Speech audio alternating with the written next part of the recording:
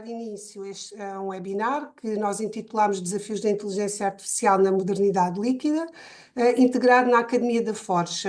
A Forge tem 4 academias de formação, neste caso estamos enquadrados na Academia da Formação e Inovação Pedagógica. Este espaço pretende constituir-se como um lugar para debater algumas temáticas nesta área, e hoje o nosso objetivo seria refletir sobre as transformações que a inteligência artificial está a introduzir no contexto educativo, nomeadamente no ensino superior, convocando-nos a pensar em várias questões, como práticas, valores, estruturas institucionais, face a todas estas emergências e dinâmicas. O título foi inspirado no conceito proposto por Bauman, em que reconhecemos que vivemos realmente em tempos marcados pela fluidez, pela incerteza, pela constante reconfiguração das relações sociais, profissionais. Neste cenário, a inteligência artificial tem potencial para transformar muitas da forma como ensinamos, como que nos relacionamos, nomeadamente com o conhecimento. E após esta breve introdução, ia apresentar aqui as nossas oradoras de hoje, a Ana Maria Carvalho e a Elizabeth Cruz.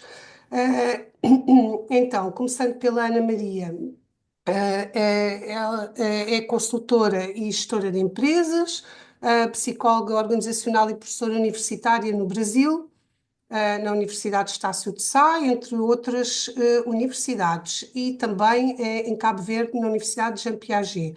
Tem um pós-doutoramento em Educação pela Universidade de Lisboa, um doutoramento em Gestão pela UTAD, na Universidade de Trás-os-Montes e Alto Douro, com uma tese na linha da liderança autêntica, capital psicológico positivo e criatividade. É consultora, professora, entre outras funções, em vários países, Brasil, Portugal, Itália, e online, nomeadamente na China, Estados Unidos, Canadá e em vários outros países.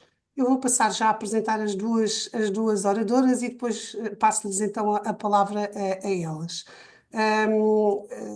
A Elizabeth Cruz é professora auxiliar na Escola de Ciências Sociais da Universidade de Évora, membro da equipa do CCTIC da Universidade de Évora e integrante no Centro de Investigação em Educação e Psicologia da mesma instituição. É doutorada em Educação pela Universidade de Lisboa, onde também foi docente e mantém ligação com a Unidade de Investigação de Desenvolvimento, Educação e Formação. É membro do Grupo de Estudo, Inovação e Ambiente e Práticas Emergentes da Sociedade Portuguesa de Educação, integra a equipe editorial da revista Educação, Formação e Tecnologias e tem participado em várias equipas de investigação, em projetos também nacionais e internacionais, e atualmente coordena o desenho e desenvolvimento de um curso de formação pedagógica para docentes no ensino superior, centrado na exploração das tecnologias baseadas em agentes de inteligência artificial generativa. Pronto, isto tentando aqui resumir um bocadinho cada o currículo das nossas convidadas, para também agora não tornarmos aqui esta introdução muito extensa. Por isso, vou então passar, dar-lhes a palavra a elas e depois, no fim, esperemos ter algum tempo para questões, respostas e um debate sobre os vários temas que vão sendo abordados. Boa tarde a todas as pessoas que foram, entretanto, chegando. E passava então a palavra à professora Ana Carvalho, Ana Maria, se puder então partilhar a sua apresentação. Perfeito. Olá a todos.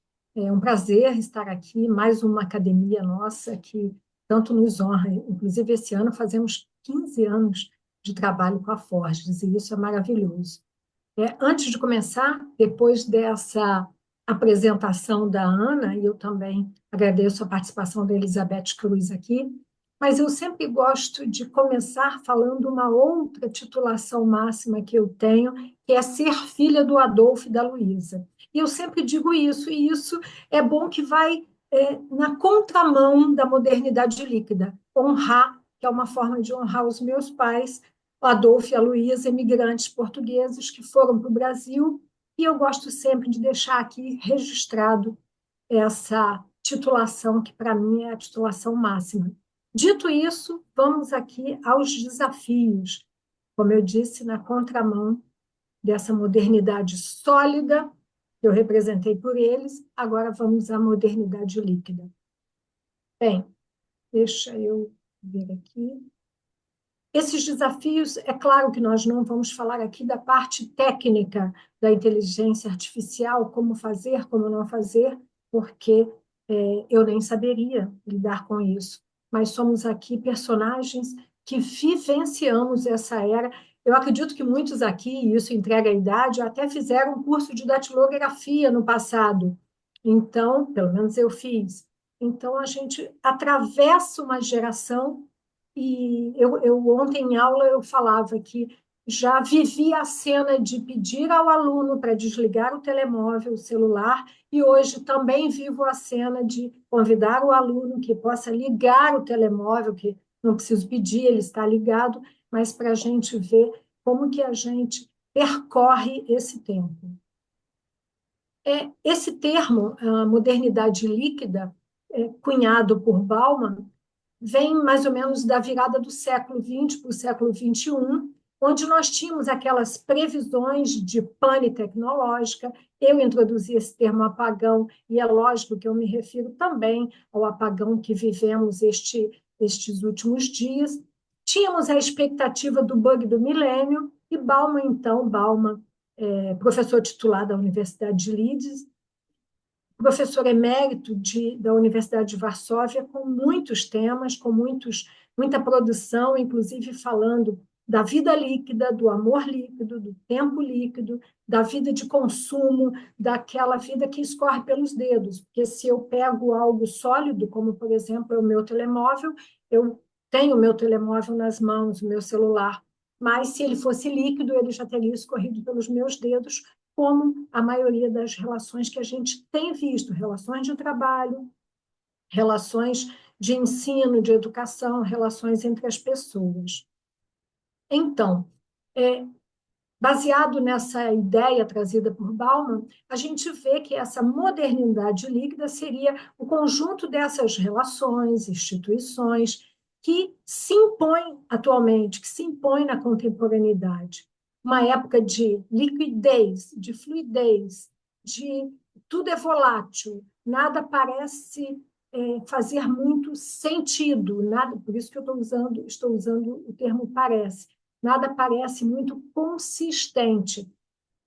Eu sempre gosto, quando eu falo de consistência em relações interpessoais, eu sempre uso o exemplo da gelatina, do pudim e do bolo. Lembrando que a gelatina, se ela ficar um pouco no sol, daqui a pouco ela derrete. O pudim um pouco mais forte, mas de acordo com o sol ele pode até derreter também. E o bolo sendo uma substância um pouco mais sólida, sustentável, mais ele consegue ainda ter a sua consistência. E o que a gente pode analisar, acredito que todos aqui já viveram essa situação, de um relacionamento entre as pessoas de uma forma fluida, líquida, um relacionamento de trabalho onde muitas vezes o chefe nem conhece, e por isso eu uso o termo chefe, nem conhece o seu funcionário. Ontem, em aula, um aluno comentou que havia sido atendido e que o médico, no atendimento, sequer olhou para ele. E isso também é um exemplo da modernidade líquida, onde tudo é muito fast. Fast food, fast roupa, fast relacionamento, fast trabalho, tudo tem que ser fast. Inclusive, no ambiente de trabalho, quando um chefe, e eu aí continuo falando chefe, tem a capacidade de dizer essa tarefa era para ontem. Bem, se era para ontem, o senhor deveria ter dado essa tarefa anteontem, mas tudo bem. Então, nessa relação de trabalho cada vez mais desgastada por essa fluidez, a gente observa empregos temporários, nada contra empregos temporários, mas o fator aqui para a gente refletir é a volatilidade dessas relações de emprego, onde as jornadas muitas vezes promovem relações instáveis. muitas vezes exploratórias, e surge também, segundo Bauman, essa figura do desempregado crônico, e vai sobrevivendo. Também essas conexões predominam, ele usa o termo conexão devido ao fato de ser fácil desconectar. As pessoas são consideradas mercadorias, podendo serem consumidas, descartadas, e se não gostar, basta um delete, apertar um delete. O sujeito líquido lida com esse mundo de consumo e opções, tendo as suas próprias referências e normas. É como se cada um fosse uma pequena ilha num cenário de um cenário enorme de várias outras pequenas ilhas. E uma coisa interessante é que nem o download, às vezes, de um vídeo se consegue esperar. Tudo tem que ser para já, para hoje, para agora. Para hoje, não, para já. Então, às vezes você está no seu telemóvel, no seu celular, você está online, alguém te manda uma solicitação, um WhatsApp, e depois questiona, mas você estava online. Eu estava online porque eu devia estar trabalhando, fazendo outra coisa, mas daí a demanda de tudo ser para agora, de tudo precisar ser muito líquido, lembra? Porque não é um bolo, talvez até nem um pudim, é uma gelatina a se mangiare, né? Uma gelatina a se usar e ela tem que ser consumida o mais rápido possível. Claro, fazendo aqui uma metáfora da gelatina. E esses amigos, o Bauman também critica essa questão do amigo, do like nas redes sociais. Eu tenho 500 amigos, e qual a diferença disso? E acho muito interessante que ele fala das redes diferente dos laços, diferente das comunidades. Ele mostra como a rede você nasce e entra nela. Já a comunidade você nasce na rede. Eu vou explicar melhor. Essa rede é algo que é feito, que é criado. Não que seja ruim por ser feito e criado, mas você não nasce lá, você precisa manter por atividades. E, segundo ele, você conecta e desconecta ao seu bel prazer, permitindo também o rompimento das relações. Faltando muitas vezes esse off necessário. Acredito que até no exemplo do apagão que tivemos oportunidade de fazer outras atividades que não fossem as atividades online. Então, nas redes, basta, se um comentário de alguém na rede não agrada, basta simplesmente ir lá deletar. Poxa, mas eu deleto e perco um amigo. Tá bom, agora eu tenho 499. Amanhã terei 500, 501, 502 novamente. Então, essa questão de tudo ser muito volátil. Por outro lado, esses laços, segundo ele, também têm bênçãos e maldições. Por quê? Porque é muito bom, é lógico, ter amigos nos quais a gente pode confiar. Isso seria uma bênção em relação ao laço. Deixando claro aqui, Bauman usa esses termos de bênção e maldição, nenhum sentido pejorativo religioso, mas mostrando que a bênção seria realmente você ter um amigo, você ter a confiança, e a maldição é que, às vezes, aquele laço também te amarra, te prende, e você, às vezes, perde oportunidade. Então, muitas vezes, a gente fica preso nesse laço, que numa rede seria mais fluido. Eu estou fazendo aqui o papel de advogado das duas realidades. O dilema está exatamente nessa ambivalência, o dilema está, eu diria até mais, no equilíbrio, até porque podemos ser curadores desses conteúdos, dessas intenções da modernidade líquida, se distanciarmos um pouco, que às vezes a gente está muito perto, e estando muito perto não conseguimos enxergar o limite dessa fluidez. Essa fluidez tem vantagens, só que ela pode, como já disse no início, escapar pelos nossos dedos. Pois passamos, às vezes, a ser um solitário, como eu falei, nessa multidão de solitário. A gente cresce dentro dessas comunidades, mas também, a qualquer momento, podemos não fazer parte. E a gente precisa de segurança e liberdade. Eu gosto muito desse binômio, porque segurança sem liberdade demonstra escravidão, liberdade sem segurança é o perfeito caos. Então, às vezes, para termos mais segurança, abrimos mão da liberdade, e a gente vê isso exatamente nos nossos acessos em relação à internet.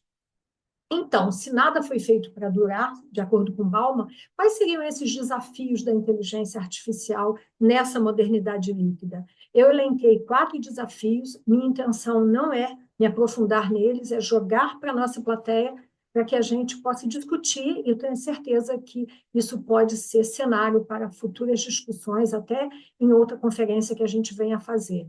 Bem, lembrando que a inteligência artificial é esse sistema que executa tarefa que exigiriam anteriormente a inteligência humana. Existe a inteligência artificial mais fraca, onde faz aquelas tarefas específicas, como um simples assistente virtual, por exemplo, ou a inteligência artificial mais forte, que já demanda alguma cognição que é similar, vamos dizer assim, ainda em fase teórica, mas ela já é mais forte que essa inteligência apenas do assistente virtual, como, por exemplo, diagnósticos, recrutamento, a própria vigilância já demonstra uma inteligência artificial um pouco mais forte. Como desafio 1, não poderia deixar de ser a ética e a responsabilidade. E eu fiz questão de deixar em letras bem grandes, porque eu não conseguiria falar de ética com letras minúsculas, muito menos de responsabilidade. Então, quem responde por essas decisões de uma inteligência artificial? Como é esse viés algoritmo que pode até reforçar preconceitos? E a gente tem observado isso. Volto aqui a dizer, gosto da inteligência artificial, só que a gente precisa saber em qual medida, qual é o equilíbrio que se pensa, que se tem atualmente e que se pensa para o futuro. Lembrando que o futuro é exatamente agora o que estamos fazendo. O desafio 2 seria em relação à empregabilidade e à precarização. A gente, desde o início, ouvíamos dizer, a internet vai substituir o emprego. A gente sabe que isso não é verdade, muito menos os livros, mas essa substituição de emprego por automação, a gente precisa observar o quanto isso pode impactar, o quanto as nossas sociedades estão preparadas para receber essa gama de informações. Lembrando que não é gama de conhecimentos, é de informações que antes eram dados, agora informações, e futuramente, sim, com o uso adequado disso, a gente pode dizer que temos uma gama de conhecimentos. E como é essa flexibilização extrema? É muito menos vínculo, mais incertezas, como que os nossos jovens, crianças principalmente, estão lidando com isso? Há pouco tempo eu conversava com um amigo e ele falou que tirou a faca da sobrinha e a sobrinha fez assim para ele. O que ela estava fazendo? Ela estava fazendo aquele gesto que a gente pega o telemóvel, o celular e vai passando, desprezando, porque eu não quero ver isso. Então, olha que interessante, e ela estava deletando ele ou tirando ele de cena, porque ela não gostara da repreenda que recebera. Outro desafio também é a identidade e as relações humanas, como a gente falou no início, que esse relacionamento tem muito relacionamento mediado por inteligência artificial e robôs sociais.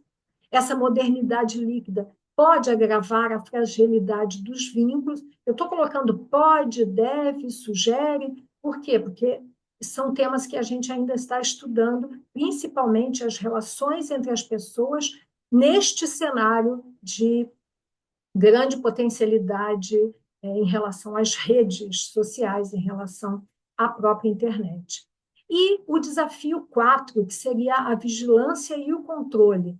Como que esse capitalismo de vigilância pode usar e usa os dados para prever e influenciar, inclusive, não só relações de consumo, mas também decisões políticas, o que é muito mais agravante, porque essa sensação de liberdade, na verdade, pode ser um grande controle que eu nem diria mais que está escondido, ele está bem claro. Inclusive, há redes específicas que eu nem utilizo por orientação em relação ao controle inadequado, que já é grande o controle que temos, imagina, em algumas redes.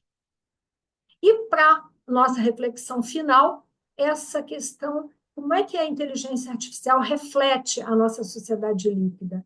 É muito instável, é muito adaptável, é muito imprevisível. A gente precisa de muita educação, eu diria até que é de educação, e depois de educação digital. Então, essa frase, falta aí a palavra educação inicial. Eu preciso de muita educação, depois uma educação digital, depois a ética e a... Quando eu falo depois, é na sequência. Ética e a regulação democrática, e precisa se pensar o que é isso. Um diálogo que seja realmente interdisciplinar, isso não resta dúvida. Agora, a grande pergunta que a gente vai discutir um pouco hoje é: estamos preparados? Para muitos, o quanto isso importa, o fato de estarmos preparados, o que que isso diz sobre nós. Eu queria agora compartilhar com vocês um trecho de um vídeo e é só um minuto, ok, Ana? Ok. É porque ele é parte dentro de um outro vídeo maior. Só um minuto.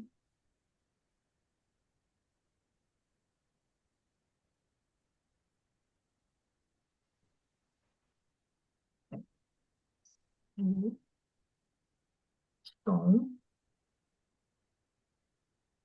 Está no português do Brasil.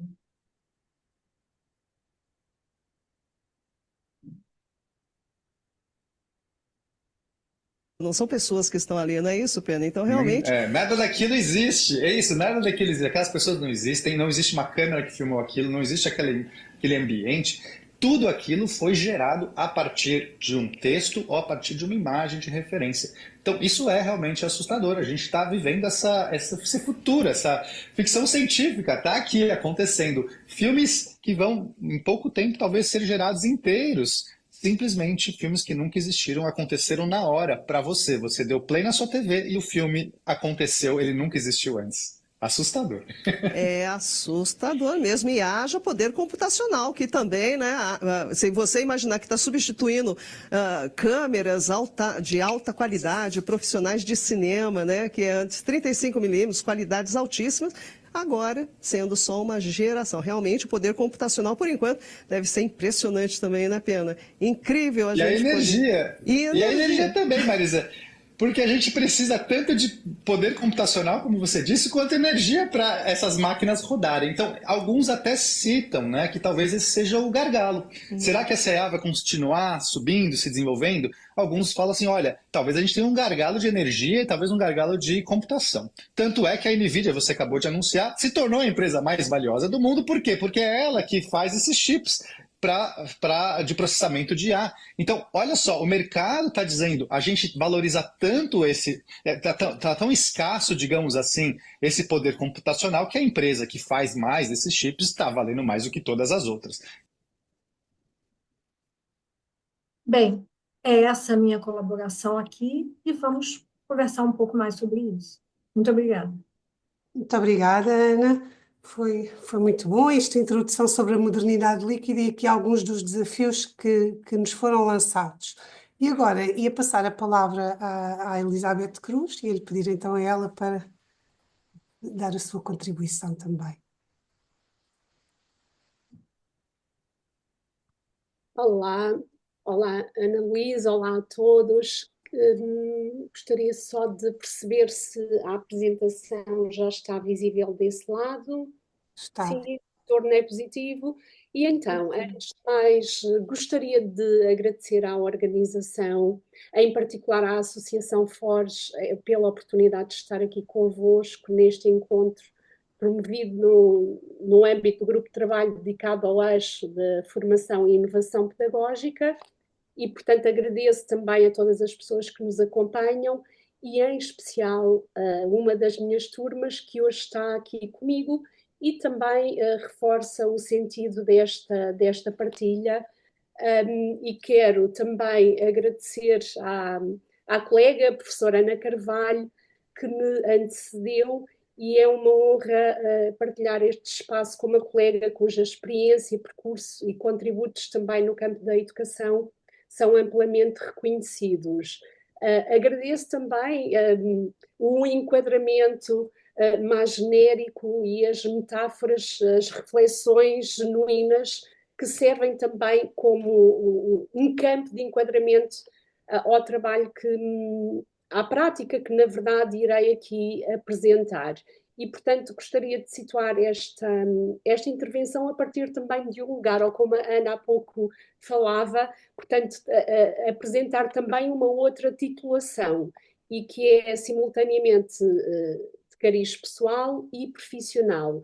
E falo daqui do lugar da aprendizagem, e, portanto, eu própria também, como docente, estou em contínuo processo de aprendizagem, e esta aprendizagem é tanto mais evidente quando falamos de temas tão complexos, tão fluidos, tão em constante evolução, gelatinosos, como é o caso da inteligência artificial. E, portanto, foi neste espírito de abertura e também em diálogo com a organização que decidi centrar esta comunicação na partilha de uma experiência pedagógica recente e ainda em desenvolvimento, mas que tem sido muito bem recebida pelos estudantes. E, portanto, vou também aqui mobilizar aquilo que me parece ser uma vantagem. Eu também sou filha da era da modernidade sólida, e tenho filhos e tenho responsabilidades na era da modernidade líquida, e parece-me que temos aqui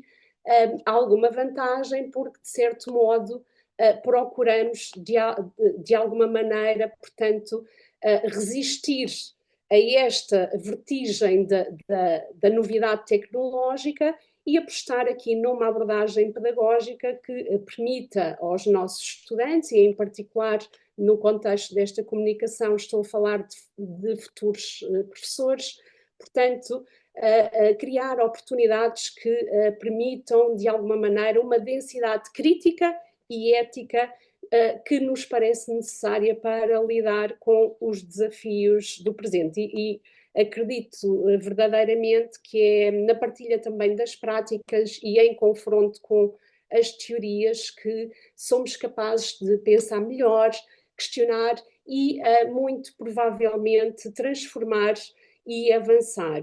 Assim, aquilo que trago para partilhar convosco, no fundo, é um olhar muito situado, muito circunscrito, e é essencialmente reflexivo e prático, e sobre o modo como docente, não é? Tenho procurado integrar a inteligência artificial e, em particular, a inteligência artificial generativa, portanto, no ensino de tecnologias digitais da educação, e que, na verdade, é a área da minha responsabilidade no âmbito do ensino superior. E, portanto, uma vez mais, e para iniciar, agradeço também muito aos meus alunos, futuros educadores, com quem aprendo realmente todos os dias.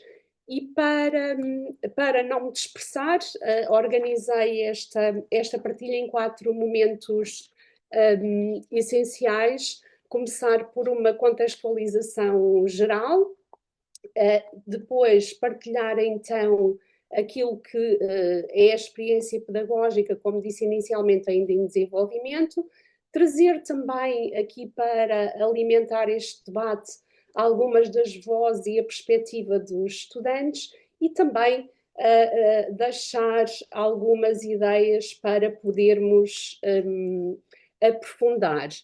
E, portanto, como referi inicialmente, esta partilha é efetivamente uma tentativa de resistir à vertigem da novidade, pelo que gostaria até de iniciar esta reflexão com uma citação extraída da obra Modernidade Líquida, onde Bauman diz o seguinte: A modernidade sólida era uma era de engajamento mútuo. A modernidade fluida é a época do desengajamento, da fuga fácil e da perseguição inútil. E esta distinção entre as duas modernidades, a sólida e a líquida, parece de facto fundamental para pensarmos o lugar da educação e, mais concretamente, o lugar da formação de professores. Embora, sem perder de vista, aliás, quero eu dizer, o impacto que esta conceptualização tem em termos genéricos e na nossa sociedade, portanto, aqui irei situar-me concretamente no contexto da formação de professores, num tempo em que, como a Ana muito bem caracterizou, também a partir da teoria da modernidade líquida, não é? Tudo nos parece efêmero, substituível, orientado para uma aceleração constante e a resposta imediata e sem direito a um futuro, porque muito facilmente e cada vez mais ouvimos que o futuro já parece não existir. E, portanto, esta experiência, longe de se configurar como uma solução sólida ou intermédia, eu creio que é uma experiência que eu trouxe para afirmar a importância, efetivamente, de criar espaços pedagógicos onde o pensamento possa ganhar forma, tempo, profundidade e alguma substância. Mesmo ou diria especialmente quando lidamos com as tecnologias emergentes, como é o caso da inteligência artificial. E, portanto, neste ponto de vista, e mais circunscrito ao campo pedagógico, diria, eu gostaria de destacar também três desafios que são consequência da evolução que temos vindo a assistir na sociedade e que, de alguma forma, eles representam aqui um conjunto de inquietações. Destaquei três inquietações pedagógicas que procurei destacar aqui na raiz desta árvore, que tem a ver com as referências instáveis, a tentação da fluidez total e acrescendo a delegação acrítica a determinadas funções que, como a Ana deixou muito claro na intervenção anterior, anteriormente exigiam a cognição especificamente humana. E, portanto, neste esquema, estas três ameaças centrais que se enredam na formação de professores em tempos líquidos, na formação de professores e não só, são, no fundo, justificam, no fundo, a necessidade de criar ou repensar as estratégias pedagógicas. Dizer também, neste processo do repensar, que, enquanto docente do ensino superior, eu tenho privilegiado, ao longo dos vários anos, estratégias de aprendizagem e avaliação que valorizam a construção do sentido, a reflexão crítica e a aplicação contextualizada do conhecimento, especialmente quando nos situamos no âmbito da formação de professores. E, portanto, tenho procurado evitar, tanto quanto possível, instrumentos tradicionais muito associados à era da modernidade sólida, e como testes de escolha múltipla, por exemplo. No entanto, este ano, ao repensar também as estratégias que tenho vindo a desenvolver e, em particular, tendo como pano de fundo estes três desafios, este ano optei de forma deliberada por desenvolver e aplicar um questionário, ainda assim de forma a poder integrar este questionário no regime de avaliação contínua e também poder contar com a participação dos estudantes. E, portanto, foi neste contexto que concebi e implementei uma atividade que designei simplesmente como Pergunta Aí. estudantes, IA e boas perguntas. Portanto, é uma atividade, a designação resume a essência que irei agora detalhar um pouco mais, mas que na verdade traduz aqui a preocupação de procurar articular a leitura crítica de textos que suportam o desenvolvimento do trabalho que é proposto nas unidades curriculares que são da minha responsabilidade e que estão mais alinhadas, digamos, com uma abordagem mais prática, que muitas vezes se confunde com a falta de leitura crítica que possa fundamentar e consolidar as aprendizagens. Portanto, procurando aqui uma estratégia, digamos que também nos permitisse rentabilizar do ponto de vista pedagógico as tecnologias, esta foi a atividade. Do ponto de vista intencional, não é? E com esta preocupação pedagógica, aquilo que pretendi efetivamente foi reforçar a solidez e o rigor dos conhecimentos adquiridos pelos estudantes, contrariando então a tendência para aprendizagens superficiais e fragmentadas. Criar oportunidades para uma interação crítica e dialógica com a IA, como a literatura na área vem chamando a nossa atenção, não como substituto do raciocínio, mas sim como parceiro no processo de construção de conhecimento e, deste modo, também reforçando o enquadramento, digamos, filosófico que temos perseguido na utilização das tecnologias e que se resume na abordagem de aprender com tecnologias. E quisemos ainda envolver deliberadamente os estudantes na co-construção do instrumento de avaliação final, valorizando também aqui o seu papel ativo e reflexivo no processo avaliativo, que, do nosso ponto de vista, é difícil separar a avaliação do processo de ensino e de aprendizagem. Do ponto de vista prático, também, e muito resumidamente, tratou-se de uma estratégia planificada e que procurou também aqui encontrar um equilíbrio entre o trabalho de grupo e o trabalho necessariamente que todos nós temos que fazer individualmente para consolidar as aprendizagens. E, portanto, organizados em grupos de trabalho e em parceria com ferramentas digitais baseadas em inteligência artificial generativa, os estudantes foram desafiados a conceber e partilhar 5 boas perguntas com potencial, então, para integrar o quiz final, que designamos como checkpoint de aprendizagem da unidade curricular, conforme previsto no regime de avaliação contínua.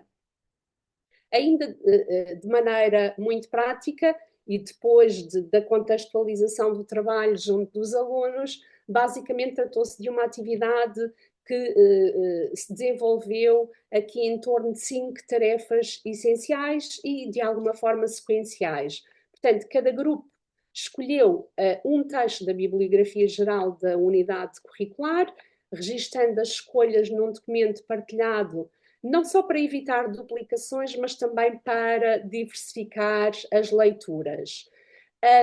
Depois, os grupos foram instigados a explorar as diferentes tipologias de questões disponíveis na ferramenta indicada, o Brisk Teaching, e construindo-as e validando-as colaborativamente, em confronto também com o texto que cada grupo escolheu para servir de base.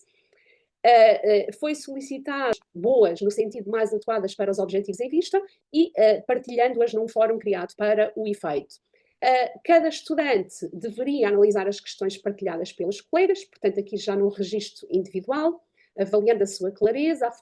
Por fim, cada estudante completou um formulário que utilizamos de forma sistemática também como estratégia de avaliação e de metacognição, ao qual designamos por flashback da aula, e neste formulário os realizadas, os aspectos mais surpreendentes e deixar também algumas pistas para a exploração futura, uma espécie de compromisso com determinados aspectos que gostariam de aprofundar. E, portanto, esta aplicação é muito recente, como disse inicialmente, apliquei a 3 turmas de formação inicial, de professores, 2 mestrados em ensino e uma licenciatura em educação básica, envolvendo um total de 53 estudantes. E, portanto, a partir utilizando também as reflexões dos estudantes como elementos importantíssimos para a melhoria das próprias práticas e especificamente olhando para aquilo que eles disseram na dimensão sobre o que foi mais surpreendente, consegui, digamos aqui, trazer-vos e identificar 3 categorias. E a primeira categoria, descoberta e fascínio com a ferramenta sugerida, portanto, agrega o maior número de referências.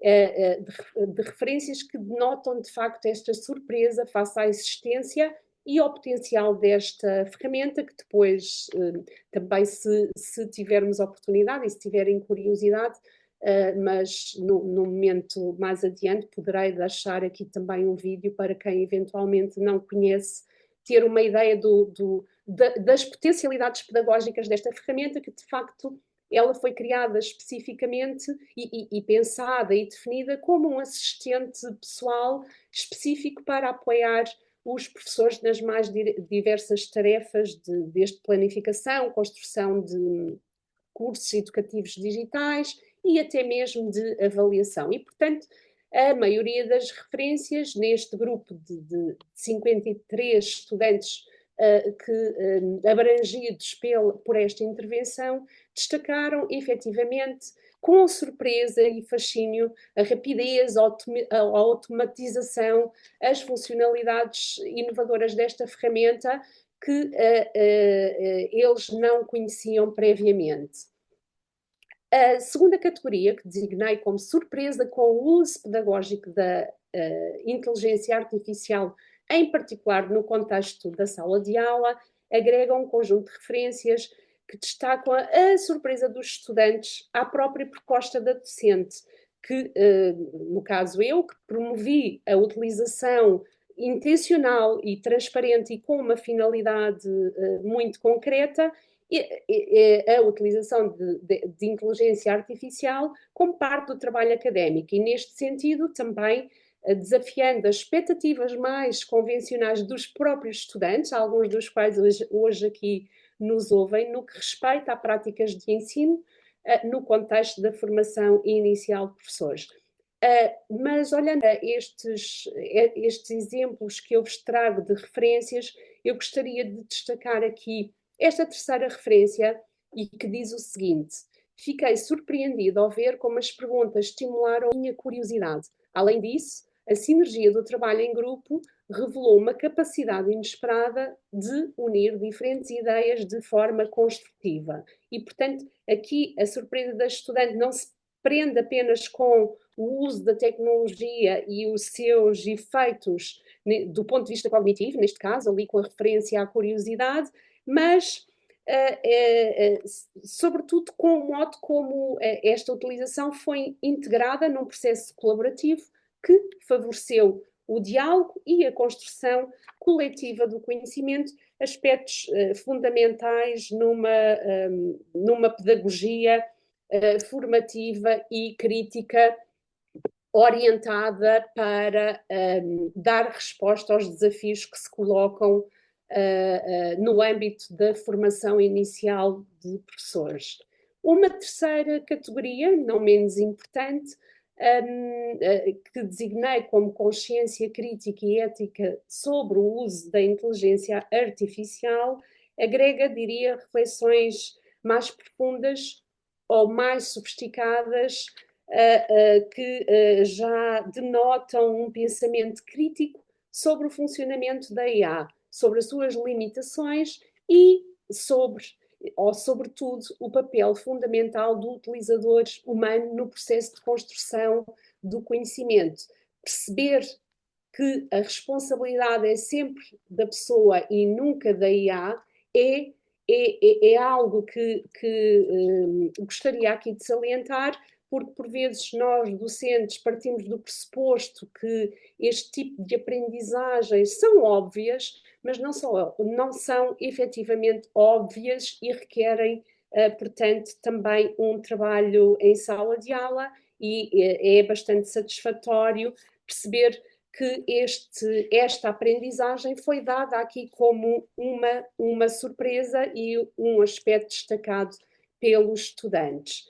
E, portanto, também para finalizar a intervenção, deixando também ainda espaço para podermos discutir e eventualmente até aqui consolidar alguma informação que em tempos de modernidade líquida também terei aligeirado.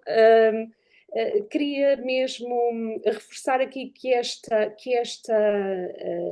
estratégia e que ainda irá requerer bastante reflexão, até porque não foi ainda finalizada,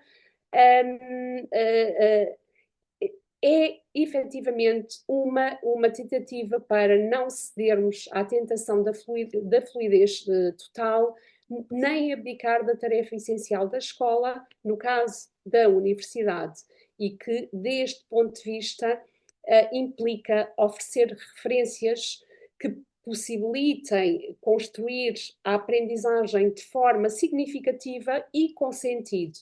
Implica também cultivar a capacidade de pensar, então, com profundidade, no mundo que, efetivamente, valoriza a rapidez e a superficialidade, exigindo respostas não para hoje, como disse inicialmente a Ana, mas exigindo já a nossa resposta.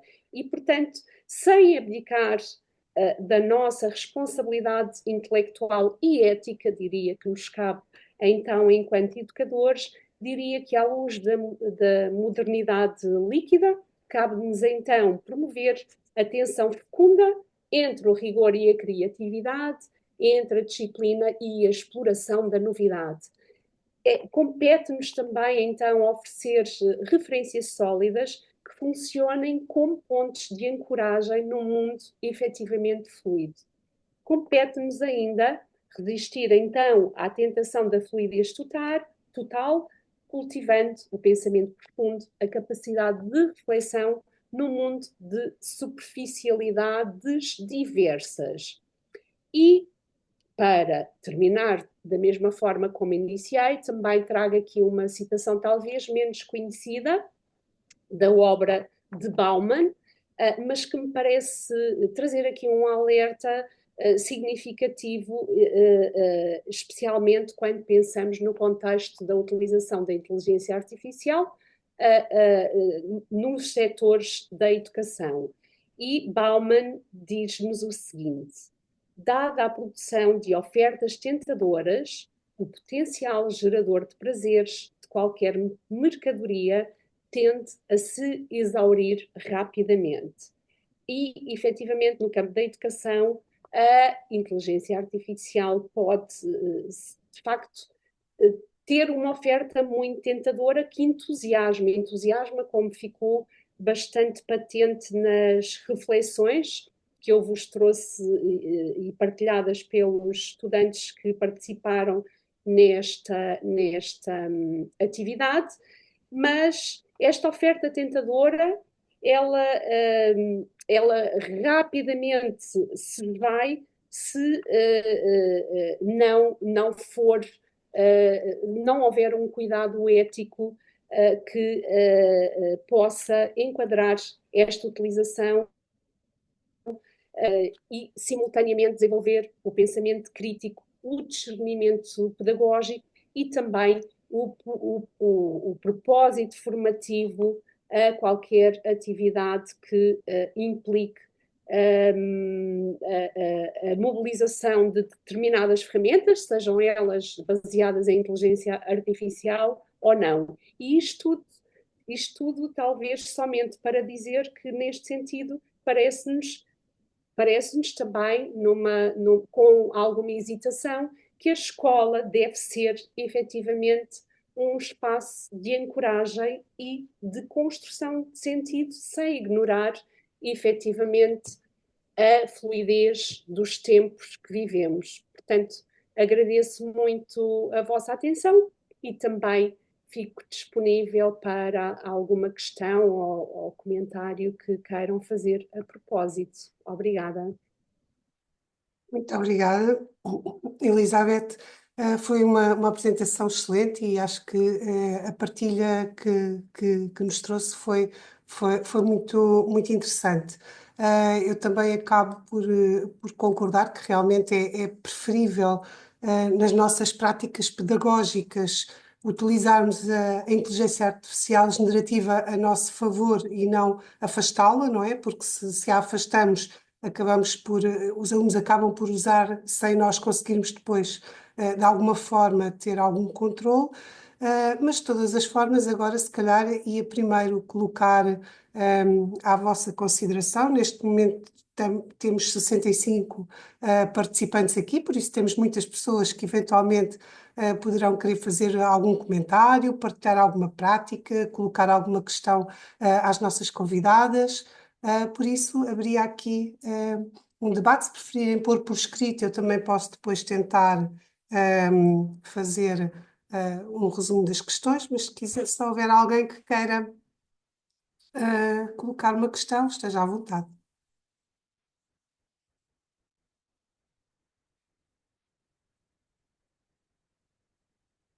Não, para já estão todos tímidos. De todas as formas, entretanto, aqui nas mensagens também temos aqui o link, penso que seja para a aplicação, será? Deixei um link para um vídeo que é muito didático e que eu própria utilizei para contextualizar e dar uma visão genérica das potencialidades da ferramenta, o Brisk. Portanto, para quem não conhece, quiser explorar, ficará com uma ideia bastante completa das funcionalidades, Ana. Muito obrigada. Eu própria também vou explorar, que ainda não conhecia, por isso fiquei entusiasmada. De todas as formas, penso que foram aqui apontados alguns dos aspectos das potencialidades, não é? Que, que, hum, que a inteligência artificial pode trazer no nosso contexto, nomeadamente na questão da inovação pedagógica e, por outro lado, todos os riscos que também lhes estão inerentes e que nós temos que contornar, nomeadamente quando estamos atualmente a trabalhar em contextos ainda que no fundo, ou melhor, que eu estou a querer aqui introduzir a questão da avaliação, que normalmente uma das principais preocupações nossas enquanto docentes é como fazer também a avaliação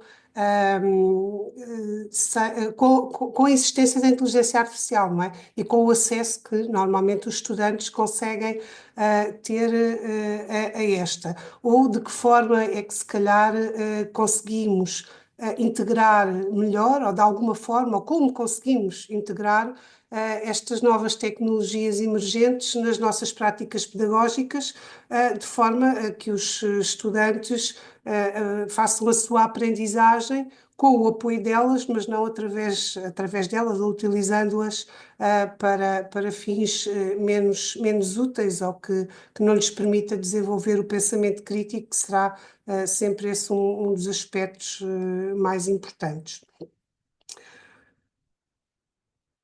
Já aqui temos alguém que quer participar. Por favor, Adolfo. Gente, desculpem interromper aí esta parte final já do evento. Eu queria fazer uma pergunta, porque eu sou um tanto neófito. Eu lembro de Bauman, né, na década de 80, 90, quando eu li na faculdade, junto com Foucault, junto com David Harvey, Foucault com a questão da do Panóptico e a sociedade continuamente vigiada, os dispositivos disciplinares, David Harvey com a tese dele da compreensão espaço e tempo, que naquela época talvez quem lia não entendia direito, mas hoje a gente entende, estamos falando nesse instante, compreensão espaço e tempo, né? E o Bauman eu lembro de ter lido. Agora, vocês duas, né? Como que foi escolhido o tema modernidade líquida? Ambas pesquisam, ou definiram o tema, ambas trabalharam em cima do tema, ou como foi essa coincidência em relação a Bauman e essa análise que vocês estão fazendo? Né? Eu gostaria de ver, ou seja, é um autor que está nos ajudando a compreender esta passagem que está sendo retomado, né? Ambas são da área de educação, então eu queria ver isso. E outra pergunta, né, talvez para as duas que vejo que dominam o tema, né, sobre bênção e maldição.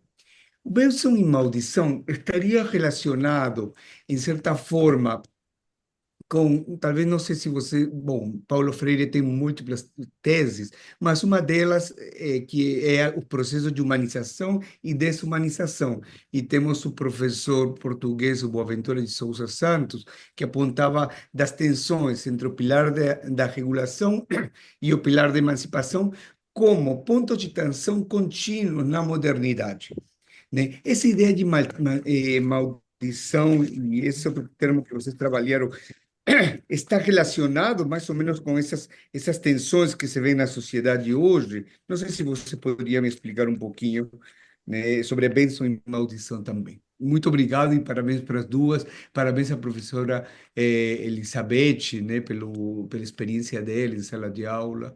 Parabéns às duas. Muito obrigado. Eu acho que eu posso começar. Claro. Pode ser?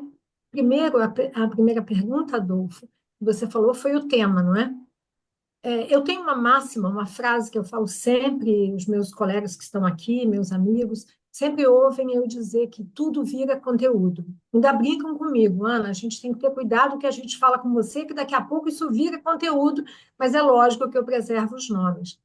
E esse tema também foi muito por conta disso, porque eu recebo comentários, queixas, críticas, que eu dou aula online, mas aula online ao vivo, e os meus alunos trazem para mim coisas que falam, professora, estou chocado com isto, professora, isto aconteceu, professora, o que que você acha? E a nossa sala de aula envolve tudo isso.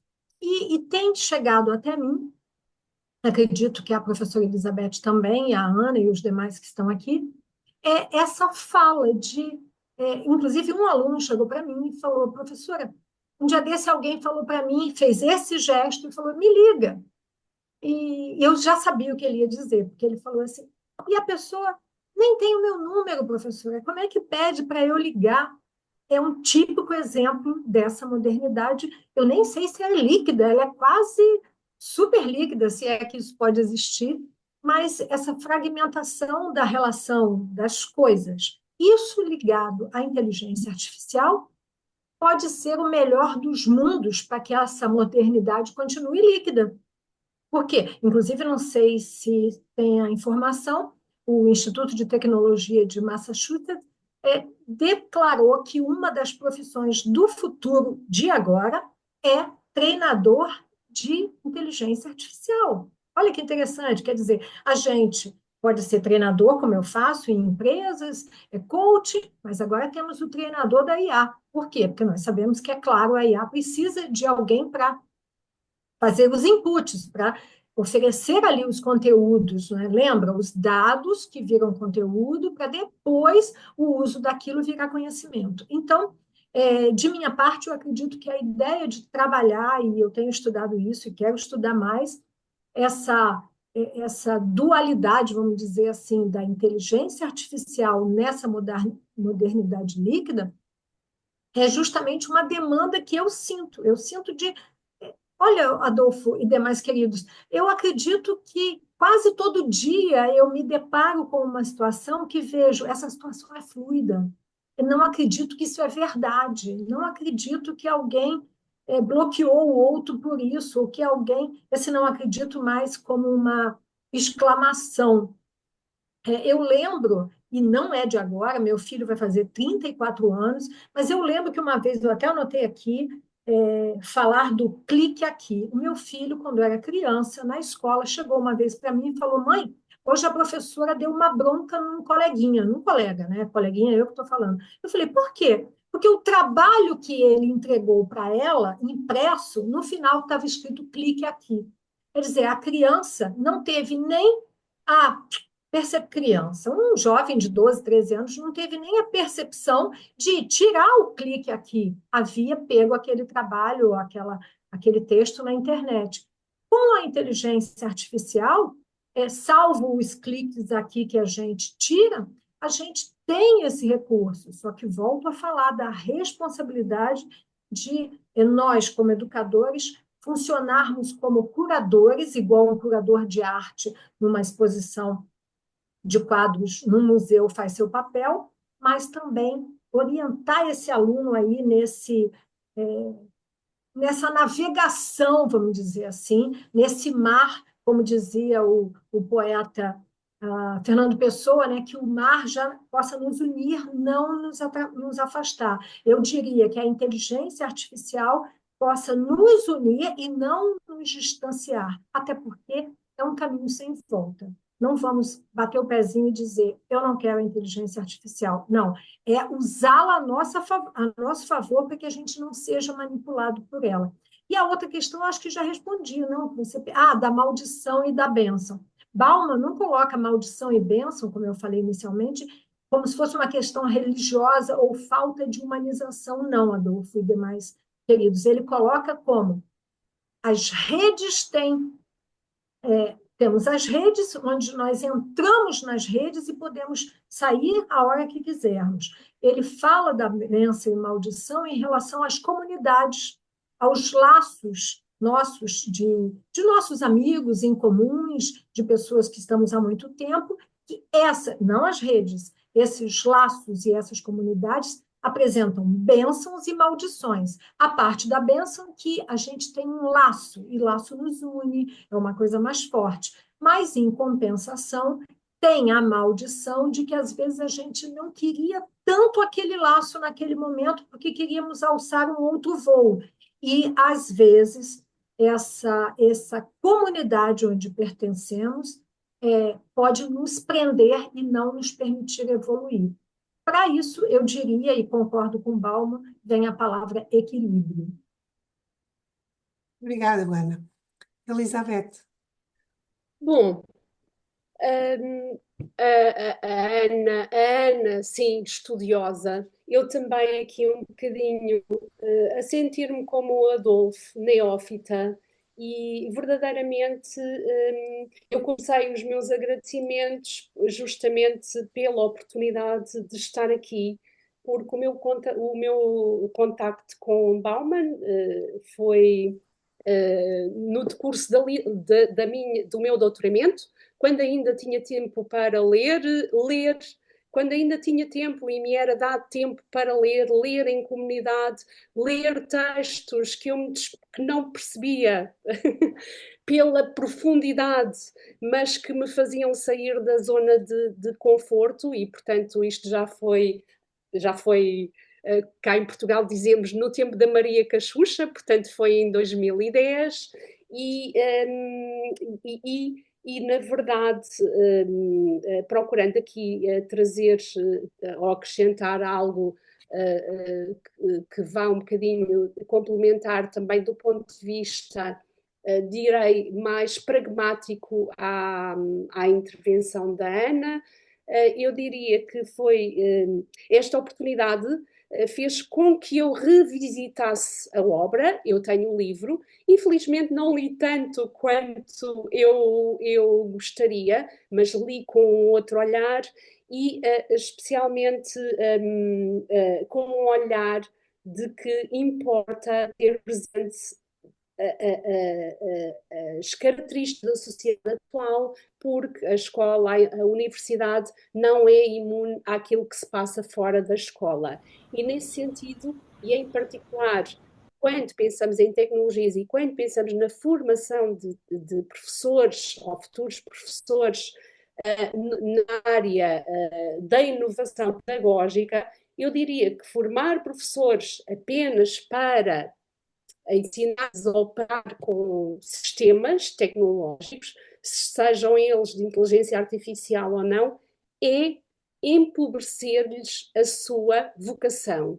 E isto é muito claro quando nos dedicamos a ler uma obra como A Modernidade Líquida, não é? E outras, Bauman tem mais de 60 obras que foi abordando e aprofundando esta conceptualização de distintas formas. E, portanto, eu diria que se nos limitarmos então a esta vertente tecnológica, se nos deixarmos enrolar pela sede da modernidade líquida, pela pressa da resposta, é negar também o papel que os futuros professores têm como agentes verdadeiramente motores de mudança no mundo que já se demora pouco para encontrar qualquer significado. E penso que, para mim, aquilo que neste momento e este enquadramento mais geral que podemos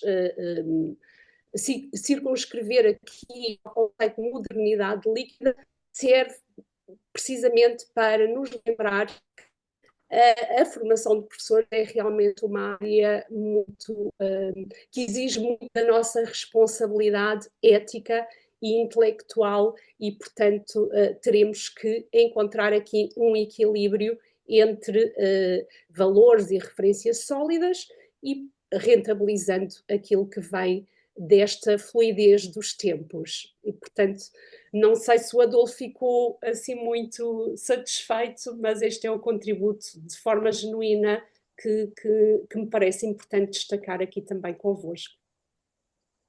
Obrigada. Eu tenho aqui uma questão escrita, mas já que tenho também aqui uma mão no ar do Fortunato, se calhar ia primeiro passar-lhe a palavra e depois faço outra Só questão. um momento, é porque a Carolina que escreveu, ela falou que vai sair. Se ela já estiver aí, Eu eu acho até que poderia responder. ela já saiu, Ah, mas provavelmente. eu, Então, entretanto, já faço a tá questão ótimo. dela também. O Ótimo. Fortunato, que tem a mão no ar, quer falar? Sim, boa tarde. Boa tarde. Sim, por acaso eu quero falar, mas apesar que já me sinto um pouco em parte ultrapassado, pela parte de Angola, sinto um pouco ultrapassado pela expressão bastante utilizada, que é o caso do equilíbrio, porque a minha preocupação estava na perspectiva de que a inteligência artificial é construída por cérebros e, infeliz ou infelizmente, o mundo tecnológico está cada vez mais avançado, está numa velocidade tal que os professores não têm como recuar e não adotar esta nova realidade. Mas, portanto, a palavra equilíbrio já vem a salvar a situação para que não percamos o foco de continuarmos a formar as pessoas que vão trabalhar nos inputs para dar sequência da referida inteligência artificial. Agora, outra minha preocupação que estava a ter aqui é a questão que eu quero saber da experiência da professora Ana, professora Elisete, acho que Elizabeth, não conheço bem, com essa professora Ana, estivemos juntos em Portugal, nos conhecemos lá no evento da Forges. Portanto, no que tem a ver com a avaliação, é possível que os estudantes também façam recurso à inteligência artificial no momento de fazer resposta das suas questões, ou é desaconselhável esta prática, ficando para o docente na preparação do dossiê para uma certa avaliação? Penso nisto para tentar salvaguardar a posição de que possa a inteligência artificial provocar mais uma preguiça mental no uso do raciocínio lógico dos alunos. Olha, a experiência do trabalho, acho que foi a doutora Elizabeth que fez um trabalho com as turmas, que experiência teve sobre esse aspecto? Desaconselha ou aconselha o uso da inteligência artificial para a avaliação da parte do estudante e não da parte da construção dos instrumentos da parte do docente? Essa é a minha grande preocupação. Muito obrigada. Eu vou aqui acrescentar também a questão que foi colocada por escrito e assim a Ana e a Elizabeth respondem logo às duas de uma vez só. Aqui outra questão é que, apesar das grandes preocupações ou motivação que temos vindo a ver com o uso e o aparecimento para todos da inteligência artificial, assim como com a introdução de outras tecnologias no passado, no entanto, as escolas, salas de aula, continuamos a lutar pela sua introdução.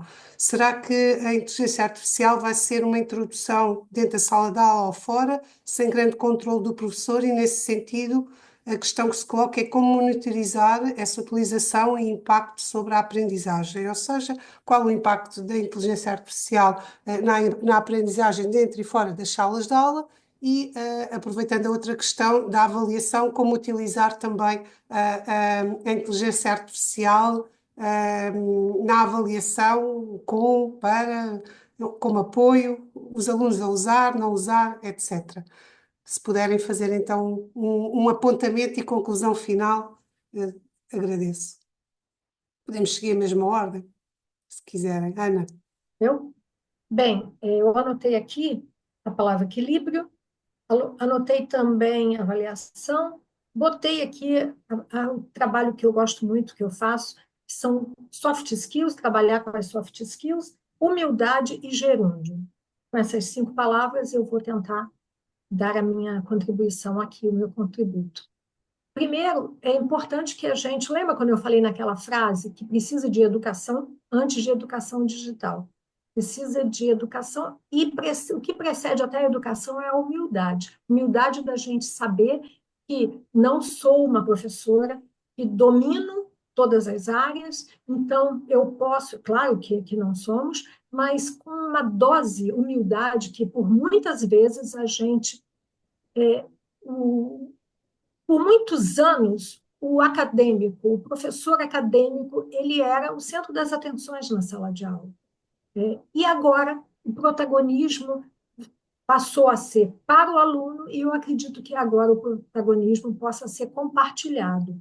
Então, no passado, um professor falar, olha, eu não me recordo disso, isso me falta, seria como que o professor não sabe?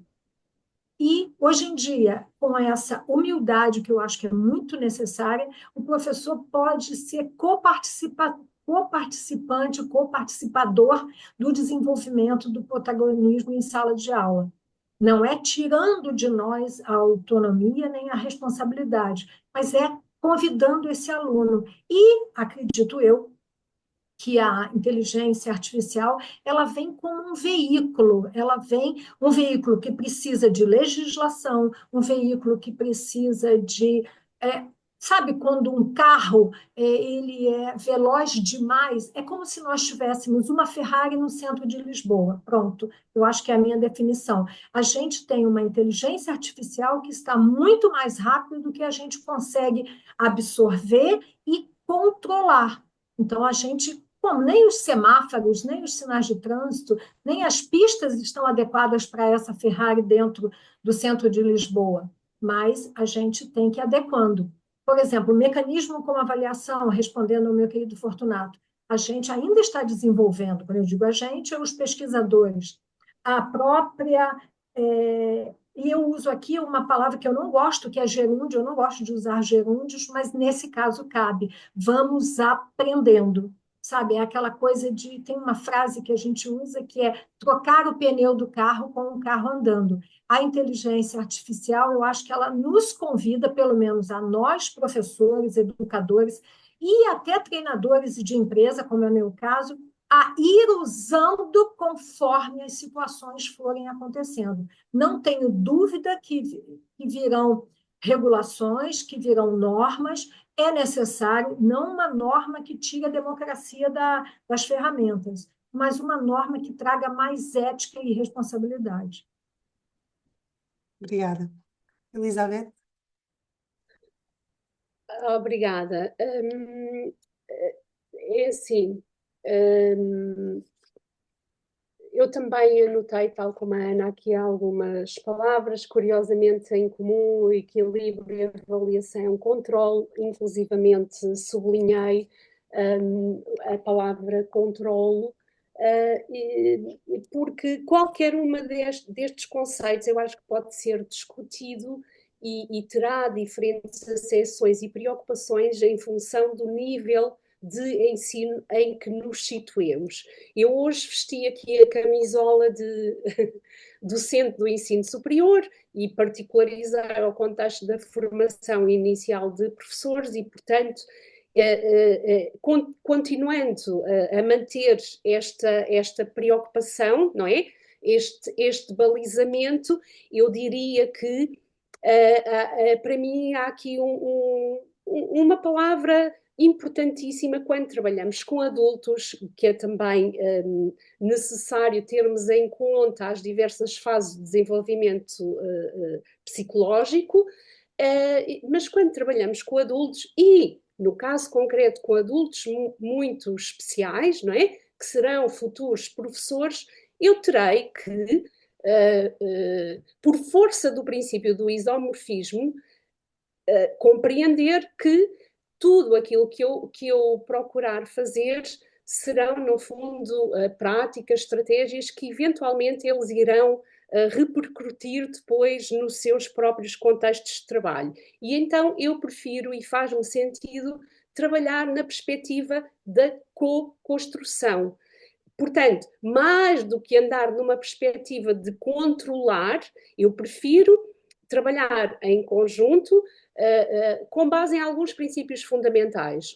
A negociação, não é? Estabelecer logo à partida alguns critérios que podemos negociar e dentro desta negociação, por exemplo, posso-vos dizer que no âmbito das unidades curriculares e independentemente da minha própria instituição ter algumas políticas no que respeita à utilização da inteligência artificial, portanto, eu defino regras de utilização de inteligência artificial e que, como disse, têm esta possibilidade de serem discutidas e negociadas com os estudantes. E, portanto, todo o trabalho que se desenvolve é justamente a partir deste princípio de transparência e de co-construção. E, portanto, a partir daí, e neste contexto em particular, como a Carolina também aqui deixou antes de sair, não é? Se pensarmos em outras realidades, e é necessário também acomodar e pensar em outras condições que nos permitam efetivamente explorar as tecnologias de forma contextualizada e situada. E estou a falar, por exemplo, em salas de aula e equipamentos, mas distanciando-me, não é? Porque a minha maior preocupação é verdadeiramente de natureza pedagógica. Eu penso que estamos a vivenciar um momento muito singular. E eu até costumo dizer, portanto ainda não tenho escrito muito sobre isso, mas gosto neste momento de pensar a inteligência artificial não como ferramentas como aquelas que temos vindo a acompanhar ao longo dos tempos, mas como agentes que efetivamente interferem e, curiosamente, também já interferem com as nossas emoções, não é? Com as nossas relações. E, portanto, eu acho que temos aqui a oportunidade de revitalizar determinados aspectos da modernidade sólida. E um desses aspectos é o encontro.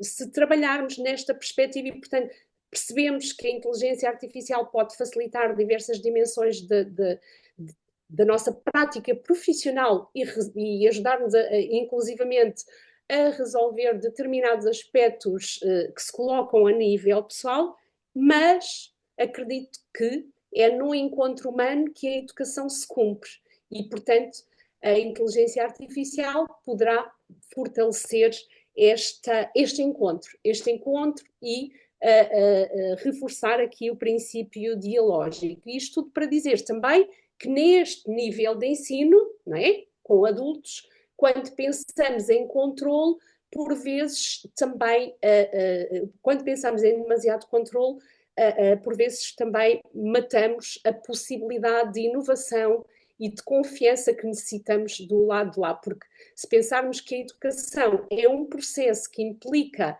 este relacionamento do aprender e do ensinar em conjunto, portanto, eu prefiro pensar em construção, mais do que controle.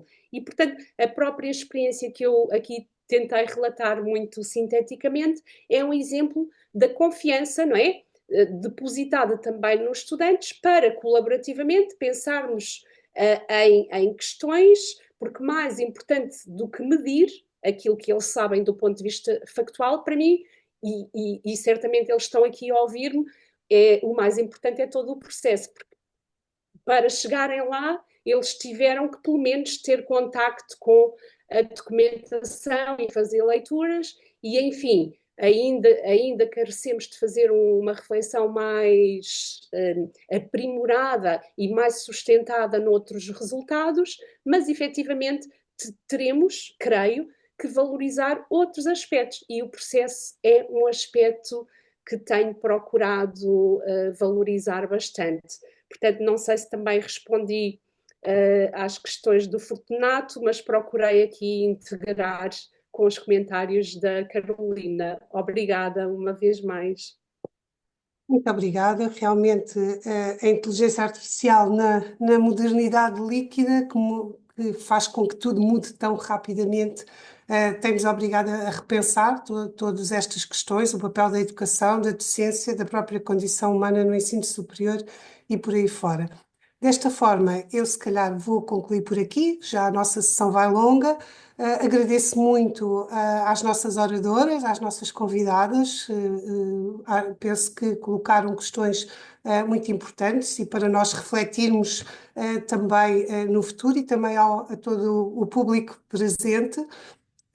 E que estes webinars continuem neste processo contínuo de reflexão, partilha, daqui para a frente. Muito obrigada pela vossa presença e até ao próximo. Obrigada. Boa tarde a todos.